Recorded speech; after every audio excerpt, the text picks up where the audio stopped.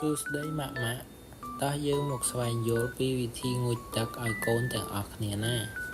អត្ថប្រយោជន៍នៃការងូតទឹកមានដូចជាជួយសម្អាតក្អែលញើសផ្សេងរបស់រាងកាយឲ្យបានស្អាតជួយពង្រឹងសម្ព័ន្ធភាពរវាងឪពុកម្ដាយនិងកូនព្រោះបានចំណាយពេលជាមួយគ្នាជួយជំរុញសរសៃប្រសាទរបស់កូនជួយដល់ការអភិវឌ្ឍការទំនាក់ទំនង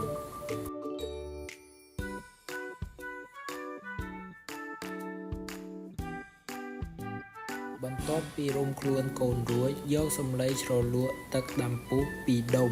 ព្យាយាមចាប់ខាងក្រៅកុំចាប់ខាងក្នុងបន្ទាប់មកច្របាច់ទឹកចេញលាតសម្លៃចេញរួចយកមកជូតភ្នែកកូនជូតពីក្បាលភ្នែកទៅចុងភ្នែកជានិច្ចជូតតែម្ដងកុំជូតចុះឡើង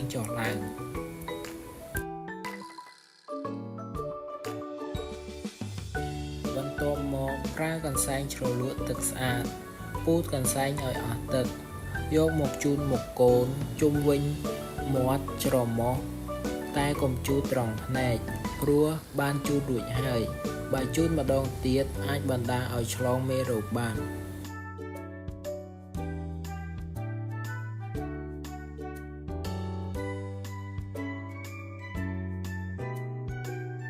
បន្ទាប់មកបីកូនឡើងគៀកចំហៀងខ្លួនដូចជាក្បាច់បំបែកដោះកូននៅខាងដែលមិនស្ទាត់ជំនាញចាប់ក្បាលហើយយកមេដៃនិងដៃកណ្ដាលបិទត្រចៀកកូនប្រើដៃម្ខាងទៀតដួសទឹកដើម្បីកក់សក់ឲ្យកូនកុំរលាស់ទឹកនិងប្រយ័ត្នកុំឲ្យទឹកចូលមុខហើយនឹងត្រចៀកកូនពេលសក់កូនសើមហើយយកកូនចេញពីអាង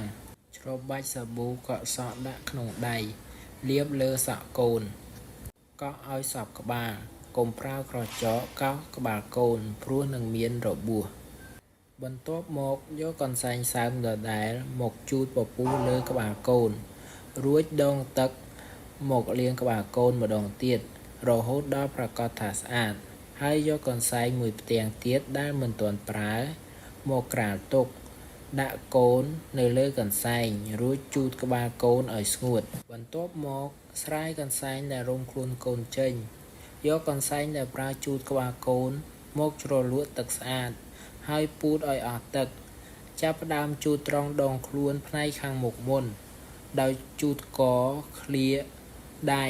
ហើយជូតត្រង់ខ្នងតាមក្រោយ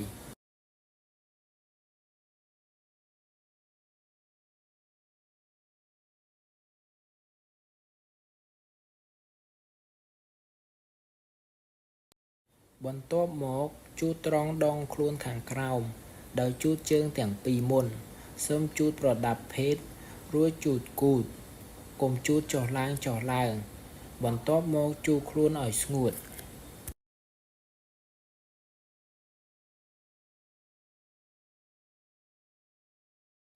រួចហើយយកសម្លៃត្បាល់ត្រចៀកដែលជ្រលក់ថ្នាំក្រហមមកជូតផ្សិតកូនដោយជូតពីក្រោមឡើងលើឲ្យសព្វដែលផ្សិតនឹងស្ងួតដោយខ្លួនឯងក្នុងរយៈពេល1 ទៅ 2 សប្តាហ៍